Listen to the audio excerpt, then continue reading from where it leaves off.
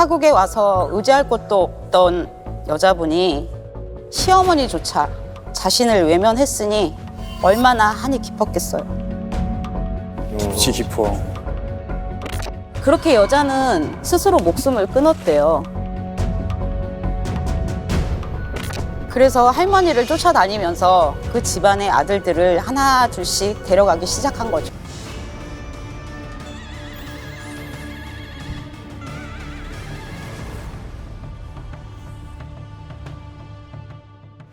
어느 날 80대 할머니 한 분이 아들을 좀 살려달라고 신당으로 찾아오셨어요.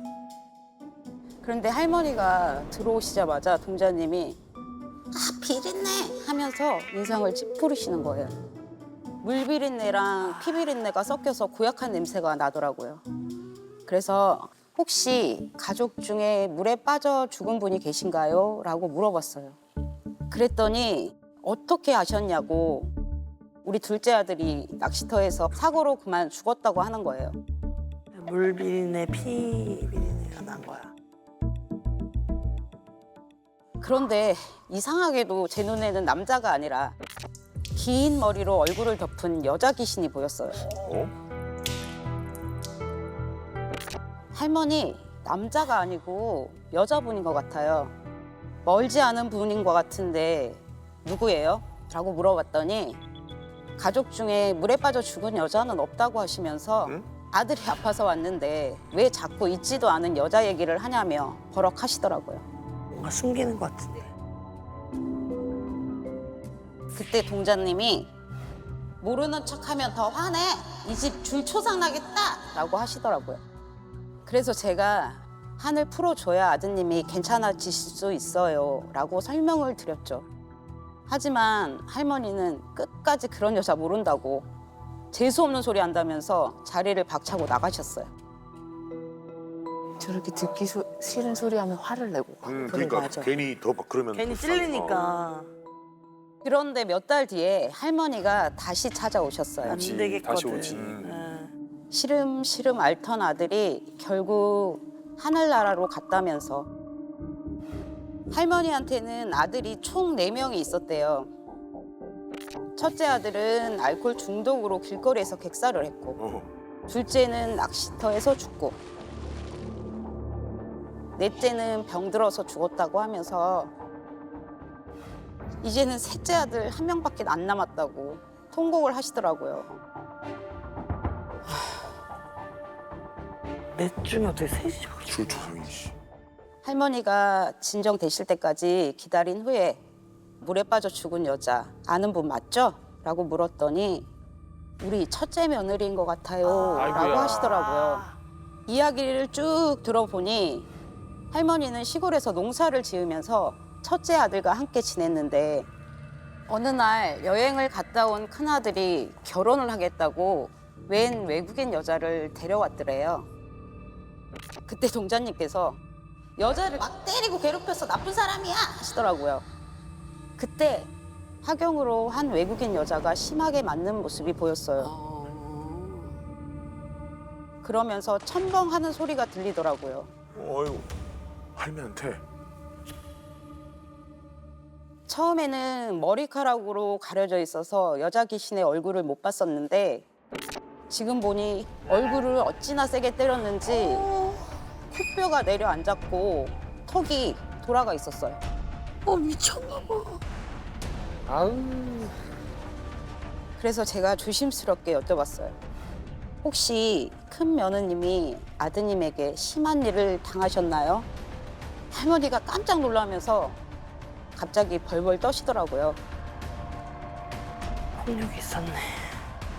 평소에는 큰아들이 마을 사람들한테 성실하고 싹싹하기로 유명했는데 장점만 있는 사람은 없다고 하시면서 딱 한 가지 단점이 술만 마시면 다른 사람으로 변하곤 했는데 그날도 며느리랑 크게 싸웠던 것 같다고 하시더라고요. 저게 어떻게 딱 하나야, 저렇게 큰 게. 저게 제일 크지. 맞아. 이게 진짜 악이야. 그런데 그때 하경으로 할머니가 며느리가 맡고 있는 모습을 보는 게 보이는 거예요. 봤네. 거기 보긴 봤네. 그럼 말리고 저기를 했어야 되는데 이 할머니가 아까 그래서 제가 너무 화가 나서 할머니 보셨잖아요. 알고 계셨잖아요. 그랬더니 넋이 나간 얼굴로 처음엔 진짜 몰랐어요. 뭘 진짜야? 그러면 무채면 안 갔겠지. 타국에 와서 의지할 곳도 없던 여자분이 시어머니조차 자신을 외면했으니 얼마나 한이 깊었겠어요. 깊이 깊어. 그렇게 여자는 스스로 목숨을 끊었대요. 그래서 할머니를 쫓아다니면서 그 집안의 아들들을 하나 둘씩 데려가기 시작한 거죠. 여자가 한을 품으면 오늘의 소리가 들어. 그런데 갑자기 할머니께서 아니 그게 언제적 일인데 어머 어머 마리아방 어머 왜 저래? 죽었으면 곱게 갈 것이지 어머, 어머. 왜 산 사람을 괴롭히고 난리야. 첫째 아들 데려갔으면 됐지. 내 아들 다 어머, 데려가네 어머. 라고 하면서 소리를 치시는 거예요. 아, 이 엄마 자체가 문제가 큰 사람이네. 아들이 그렇게 된 이유도 있어. 그렇게 5년 저 키우면서. 할머니 정신 차리세요. 남은 아들까지 죽어야지 정신 차리실 거예요? 남은 아들도 죽을 거라는 말에 할머니가 정신이 번쩍 들었는지 제가 천벌받아 마땅한 인간인 거 압니다. 이제라도 며느리의 한을 풀어주고 사람답게 살고 싶습니다.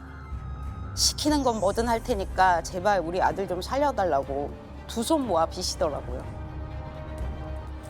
난 며느리 용서해. 난 뭡니다 나도. 나 용서해. 아들을 살리고 싶은 마음인 건지 죄책감 때문인 건지 할머니는 목 놓아 우시면서 허공에다 대고 잘못했다고 죄 없는 우리 아들은 살려달라고 차라리 자기를 데려가라고 비시더라고요. 할머니의 죄가 너무 무겁지만 아무것도 모르는 셋째 아들은 살리고 봐야겠다는 생각에 구술하자고 말씀드렸죠. 그렇게 날짜를 잡고 진심으로 사죄하는 마음을 담아 진홍 구술 진행하고 큰 며느리의 넋을 달래 천도를 해드렸습니다. 그 뒤로 할머니는 가끔 신당을 방문하셔서 며느리를 위한 기도를 정성껏 올렸어요. 뉘우쳤네. 뉘우쳤어. 뉘우쳤어. 그런데 어느 날부터 할머니는 오시지 않고 셋째 아드님이 대신 오시더라고요. 그래서 물어봤더니 치매가 와서 요양병원에 모셨다고 하더라고요. 지금은 셋째 아드님이 가끔 찾아오셔서 기도를 정성껏 올리고 계십니다. 아, 그래도 셋째 아드님이 아 그나마 정성을 들여서 네. 다행이다. 알았네. 묵인한 거지. 묵인하는 것도 죄를 저지르는 것과 똑같거든요. 똑같죠. 그러니까 이게 공범인 거야. 이것도.